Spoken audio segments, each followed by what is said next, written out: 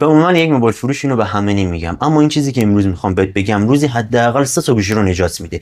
گوشی‌های اندرویدی بعد از یک مدت استفاده یا بعد از آپدیت نرم افزاری شروع میکنه به لگ و باگ زدن و هنگ کردن یا زود شارژ خالی کردن که اصلا قبلا خبری از اینا نبود. میبری در موبایل فروشی میگه باید فلش بخوره، در صورتی که اصلا نباید گوشی رو الکی فلش بزنی. با این ترفندی که امروز بهت میگم خودت رایگان و راحت میتونی کارو در بیاری. چطوری؟ بیا اینجا ببین.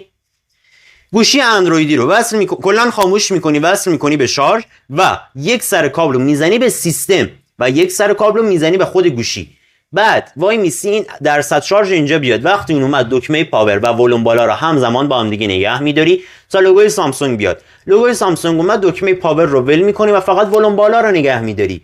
وقت گوشی کلا میره، یعنی روی حالت ریکاوری وقتی میره لمس گوشی کلا از کار میفته. باید با کلیدا کار کنی. ولوم پایین رو میزنی، میای روی گزینه وایپ کش پارتیشن اون انتخاب میکنی، یس رو میزنی، بعد ریبوت سیستم ناو رو میزنی. گوشیت کلا یک گوشی تکونی انگار انجام میدی، کل آشغالای نرم افزاری رو میریزه بیرون، اما هیچی از داخل گوشیت پاک نمیشه. یه لیست از خرابیایی که توسط همین کار راحت حل میشه برات داخل کپشن گذاشتم، بخون. اگر اون خرابی داخل اون نبود برام داخل دایرکت بفرست که رایگان برات راه حلش رو بفرستم. این پستم سیو کن حتما، چون هر 3-4 ماه یک بار باید این کارو انجام بدی. موفق باشی.